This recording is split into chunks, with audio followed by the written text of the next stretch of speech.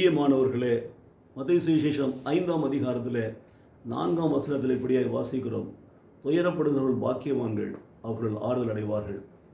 எனக்கு பிரியமான சகோதரன் சகோதரியே, துயரம் என்பது இன்றைக்கு மனுஷனுடைய வாழ்க்கையில் பிரிக்க முடியாத ஒன்றாக இருப்பதை நாம் பார்க்கிறோம். பலவிதமான காரணங்களாலே மனிதர்கள் துக்கப்படுவதும், துன்பப்படுவதும், துயரப்படுவதும், வேதனைப்படுவதும் நாம் பார்க்கிறோம். அவர்கள் வாழ்க்கையில் இந்த துயரம் என்பது பல காரணங்களால் வருகிறது. சரியான வேலை இல்லை, வருமானம் இல்லை, சாப்பாடு இல்லை, உணவு இல்லை, பஞ்சம், இப்படிப்பட்ட காரியங்கள், வியாதி, வேதனை, கஷ்டம், இப்படிப்பட்ட காரணங்கள், சக மனிதரோடு சமாதானமாக இருக்க முடியாத ஒரு சூழ்நிலை, செய்யாததை செய்ததாய் சொல்லுகிறது, குற்றப்படுத்த காரியங்கள், உறவுகள் மத்தியிலே சந்தோஷமாய் சமாதானமாய் வாழ முடியாமல் பல காரியங்களிலே துயரம் நம் உள்ளத்தில் இருந்து வாட்டிக்கொண்டே இருக்கிறது. கர்த்தரிடத்தில் வருகிற பொழுது உங்கள் துக்கம் சந்தோஷமாக மாறும் என்று சொல்கிறார். உங்கள் துயரங்களை எல்லாம் அவர் மாற்றி போடுகிறார். ஏனென்றால் அவருடைய வார்த்தைகளாலே நம்மை நிரப்பி துயரத்திலும் விடுதலை ஆக்கிறவராக இருக்கிறார் பாருங்கள். அதனால தான் வசனம் சொல்லுகிறது, மலை பிரசங்கத்தில், துயரப்படுகிறவர்கள் நீங்கள் பாக்கியவான்கள், உங்கள் துயரம் நீங்கி நீங்கள் சந்தோஷமாக இருப்பீர்கள், உங்கள் துன்பம் நீங்கி நீங்கள் சந்தோஷமாக இருப்பீர்கள். ஏனென்றால் தேவன் தாமே உங்களை ஆறுதல் படுத்துகிறவர். அவர்கள் ஆறுதல் அடைவார்கள் என்று சொன்னால் அதுதான்.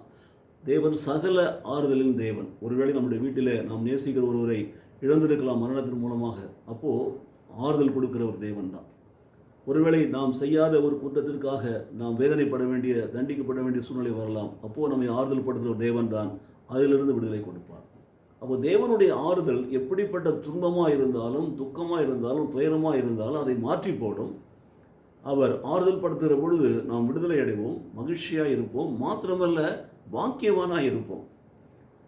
அதுதான் நாம் பார்க்க வேண்டியது. பாருங்கள், இந்த உலகம் உங்களை பகைக்கிறதுன்னு சொன்னால் அது ஏற்கனவே என்னை பகைத்தது என்பதை நீங்கள் அறிந்து கொள்ளுங்கள். நீங்கள் உலகத்தார் அல்ல, நீங்கள் பரலோக ராஜ்யத்தின் பிள்ளைகள். நீங்கள் உலகத்துக்கு சொந்தமானவர்கள் இருந்தால் உலகம் உங்களை நேசித்திருக்கும். அப்போ உலகம் உங்களை வெறுக்கிறது என்று சொன்னால் அதற்காக துக்கப்படாதீர்கள், அதை நீங்கள் பாக்கியமாக கருதுங்கள். மனிதர்கள் உங்களை தூற்றுகிற பொழுது தேவன் உங்களை ஆறுதல் படுத்துகிறதை கவனியுங்கள். தேவனுடைய ஆறுதல் உங்களை தேற்றும், உங்களை விடுவிக்கும், உங்களை பாதுகாக்கும். ஆகவே உங்கள் துயரம் சந்தோஷமாக மாறும், உங்கள் துக்கம் சந்தோஷமாக மாறும். மாத்திரமல்ல, அந்த துயரமும் துக்கமும் தேவனுடைய அன்பை ருசிக்கவும், தேவனுடைய கற்பனைகளையும் கட்டளைகளையும் கற்றுக்கொள்ளவும், அதன்படி நடக்கவும் நீங்கள் பலனடைவீர்கள்.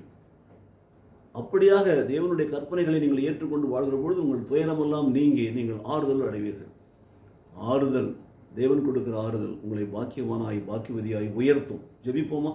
என்னை நேசிக்கிற நல்ல பிதாவே, துயரப்படுகிறவர்கள் பாக்கியவான்கள், அவள் ஆறுதல் அடைவார்கள் என்று சொல்லி மத்தேயு சுவிசேஷம் 5ஆம் அதிகாரத்தின் 4ஆம் வசனத்தின் மூலமாய் நீர் சொன்ன நல்ல ஆலோசனைக்காக நன்றி செலுத்துகிறோம்.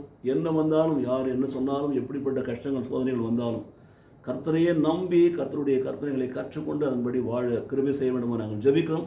அப்படிப்பட்ட வாழ்க்கையில் தேவனுடைய ஆறுதல் எங்களை தேற்றுகிற பொழுது கர்த்தர் எங்களுடைய துன்பம் நீக்கி எங்கள் சந்தோஷமாய் மாற்றி மகிழ்ச்சியை கொடுத்து, நித்திய மகிழ்ச்சியை கொடுத்து எங்களை பாக்கியவானாய் பாக்கியவதியாய் ஆசீர்வதிப்பீரா. இயேசு கிறிஸ்து நாமத்திலே பிதாவே. ஆமென், ஆமென்.